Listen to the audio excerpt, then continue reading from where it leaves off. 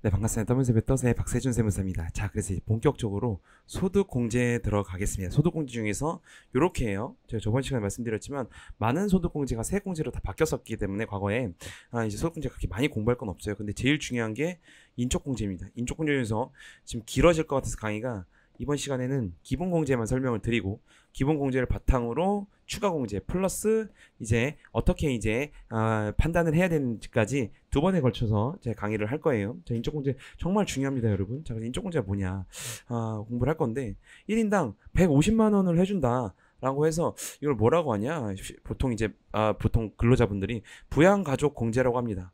부양가족공제. 자, 여러분, 부양가족공제라는 뜻은요, 부양이 뭐예요? 부양이 내가 연말정산을 해. 그럼 내가 돈 벌어온 걸로 부양을 하는 겁니다.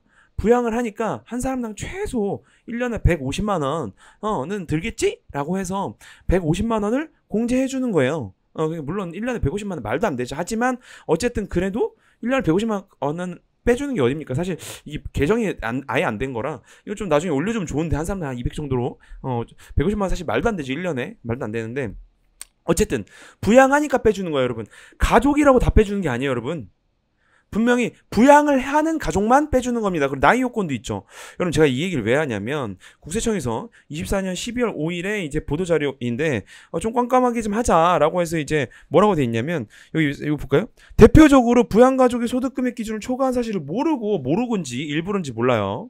모르고 공제받거나 부양가족 사망했는데 공제사 아님에도 불구하고 그대로 잘못받는데요. 반면 의도적으로 또 이렇게 하는 분들도 많대. 그래서 어떻게 하겠다는 거야? 잡아내겠다는 거야. 최대 40%. 뭐 이건 사실 연말정산뿐만이 아니고 세법상 실제로 가산세인데 10% 20%인데 부정인 경우로 발견이 되면 40%를 매겨버립니다. 어쨌든 그래서 이렇게 합시다 해서 첫 번째로 나오는 사례가 이거예요. 소득기준을 초과한 경우 부양가족. 소득기준 제발 좀 맞춰. 제발. 그냥 가족이라 다 넣는 게 아니고 뭐 이건 제가 지금 설명드릴 수 없어요. 뭐 이렇게 있는데 이 사례를 보면 아주 그냥 구체적으로 이렇게 나와 있죠. 그래서 처리 결과 150만 원 못 받고 경로대지 못 받고 보험료 안 되고 추가 납부. 이건 이제 여러분 저랑 다 같이 공부하면 다 이해하게 돼 있어. 지금 제가 이걸 보여드리려고 한 건 부양가족 중에서 소득요건 연령요건을 갖추지 못했음에도 불구하고 다 넣는다는 거예요. 지금 연말정산할 때. 그죠? 제가 오프라인 때는 제가 더 재밌게 또 덜어 얘기할 게 많지만 제가 이건 많은 분들에게 공개되는 거기 때문에 좀 삼가하도록 하겠습니다. 어쨌든 그래서 중요한 건 뭐냐? 중요한 건 1인당 150만 원인데 이 연령요건 소득요건이 맞는 사람들을 넣어야 된다는 거예요. 그냥 가족이라고 넣는 게 아니에요, 여러분. 자, 그래서 연령요건, 소득요건 볼 건데요. 자, 여기 왜 중요하냐면 이 연령요건 소득요건이 뒤에 가서 우리 지금 소득공제하고 있잖아요. 하고 있는데 세액공제 중에서 항목별 세액공제가 있어요. 그래서 이거 OX 이거 다 맞아야 되거든요, 여러분. 이거 다 맞춰서 넣어야 됩니다. 그냥 막 넣는 게 아니야. 이것도 여러분. 우리나라 다 막 하고 있지 지금 연말정산. 어쨌든 그런데 여기에서도 소득요건 연령요건이 나와요. 신용카드 소득공제에서도 연령요건 소득요건이 나옵니다. 예를 들어 신용카드 소득공제 연령요건 보지 않고 소득요건 본다. 연령요건 상관이 없다 하면 그게 무슨 말인지를 알아야 된단 말이에요. 형제자매는 빠집니다 했는데 그게 무슨 말인지 알아야지. 그러려면 지금 이 연령요건 소득요건을 이해를 잘 하셔야 돼요. 이 연령요건 소득요건이 끝까지 연말정산 끝까지 가는 겁니다. 정말 중요하다고 말씀드렸어요. 자, 연령요건 나이입니다. 만 나이죠. 만 나이로 우리가 통일됐어. 그나마 다행이야. 우리 25년도에 또 한 살 먹었는데 그나마 만 나이잖아. 저도 그래서 점점 이제 40으로 가고 있는데 만 나이기 때문에 만 나이로 이제 생각을 하게 됩니다. 어쨌든 자, 이제 어떻게 되냐? 해당 신고년도에 출생연도 하면 만 나이가 되는 거예요. 이제 만 나이가 몇 세? 20세 이하냐? 60세 이상이냐? 막 이런 게 나와요.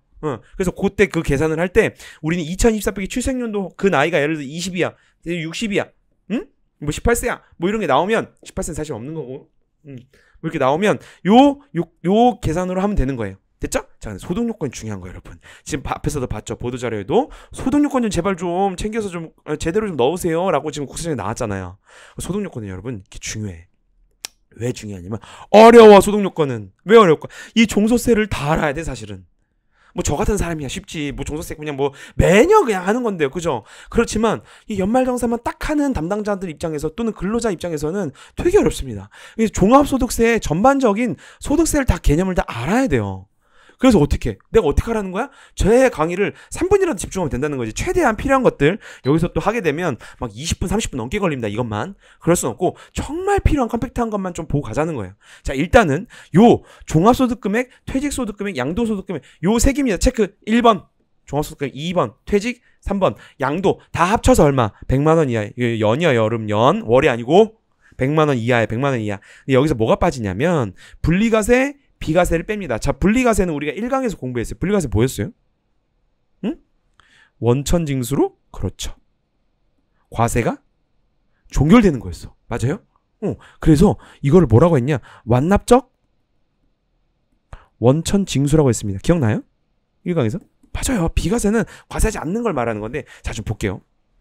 이걸 하기 앞서서는 여러분 지금부터 제가 한 2분 정도 3분 정도 종소세 개념을 설명드릴 건데 아마 요렇게 짧게 또 컴팩트하게 하기 쉽지 않을 거예요, 여러분. 그러니까 잘 들으시고 이해하시면 돼요. 자, 이자, 배당, 사업, 근로, 연금, 기타를 종합소득금액이라고 해요. 이걸 합산해서 신고해야 되는 거예요, 여러분. 일단은 됐죠? 그래서 우리 1강에서 배웠죠. 이걸 언제 한다고 했죠? 맞아요. 5월에 한다고 했습니다. 근데 요 근로소득만 있으면 뭐로 바꾸자고요? 온리 근로소득만 있으면 2월에 연말정산으로 가름하자라고 했어요. 기억나시죠? 거기까지 공부했었던 거고. 자, 1강에서 했고. 자, 그런데 우리가 저번 시간에 제가 개념을 좀 세팅해 드렸는데 소득금액은요. 뭘 뺀다고 했어요? 비용을 다 뺀다 그랬죠. 맞아요. 그래서 비용을 뺀 게 소득이라고 했는데 여러분 근로소득의 비용은 뭐였어요? 저번 시간에 들으시면 그렇죠. 근로소득 공제였어요. 기억나요? 그래서 뺀 금액이 소득금이야. 그럼 이 비용을 뺀 금액을 합산하는 게 종합소득금이 일단 이해됐어요? 자, 그런데 여기서 한 번 더 이자랑 배당은 금융소득이라고 했는데 금융소득은 비용을 빼주지 않습니다. 뭐 어떻게 우리가 계산할 수가 없잖아. 배당을 받았어. 배당에 대한 비용이 뭔데? 없어. 그래 비용은 인정해주지 않아요. 요 두 개만. 됐어요? 오케이. 그리고 하나 더. 종합소득금액은 다 원래 이렇게 신고하는 게 맞습니다. 합산하는 게 맞아요. 하지만 이 기준이 있어요. 금융소득 같은 경우에 2천만 원을 초과해야지 여기 소득금액으로 합산이 됩니다. 자, 그럼 2천만 원 이하면 합산이 안 되는 거지. 됐어요? 그리고 이 금융소득은 이렇게 쓰세요. 국내 종합만 됩니다. 국내 같은 경우에 2천만 원 초과해요. 됐죠? 그리고 기타 소득 같은 경우에 300만 원을 초과해야 돼. 그리고 연금 소득 같은 경우에 사적 같은 경우에는 1,500인데요. 볼까요? 제가 볼게요. 배우자 볼게요. 자, 배우자가 국내 이자가 1,800이고요. 국내 배당이 100만 원이야. 자, 그럼 일단 1,900만 원. 이런 배우자 있으면 기분 좋아요, 안 좋아요? 일단 기분 엄청 좋겠지? 자, 근데 1,900 봐봐요. 1,900인데 여러분 위에 봐봐요, 위에. 지금 국내죠. 국내는 얼마를 초과해야지 합산된다고요? 그렇죠. 2천만 초과해야 되는데 2천만 넘어 안 넘어? 안 넘지. 자, 그러면 요거는 분리과세로 종결이 됩니다. 분리과세는 뭐였어요? 원천징수로 과세가 종결되는 거였지. 이해가요? 여러분들 이자 받는 분들 있잖아. 받는데 왜 종소세 신고 안 해? 신고 안 하는 분들은 2천만 원 이하기 때문인 거야. 그죠? 2천만 원 초과하신 분들은 종소세 신고를 합니다. 됐죠? 자, 그래서 분리과세는 원천징수. 즉 은행에서 원천징수를 또 해요. 그래서 그렇게 해서 끝나. 그러니까 분리과세를 끝나. 그럼 이분 종합소득 신고할 게 있는 겁니까? 없는 거야. 그러니까 인적권이 된다 안 된다? 된다는 겁니다. 됐죠? 그리고 두 번째 갑시다. 배우자가 해외 이자 배당소. 요거는 해외는 요 2천만 원 요 초과 구간이 아니고요. 무조건 합산 신고해야 돼요. 해외는 저렴은 금융소득 한 방에 끝내는 거야. 금융소득을. 그래서 110만 원 한 번에 신고해야 됩니다. 자, 그래서 이분은 얼마예요? 110만 원이 됐어. 그럼 인적권이 돼야 안 돼? 안 되지. 왜 아까 100만 원 이하만 된다고 했잖아요. 어렵습니다. 몇 번 돌려봐야 돼요, 여러분. 어려워서 이렇게 실수가 많이 나오는 거야, 이렇게.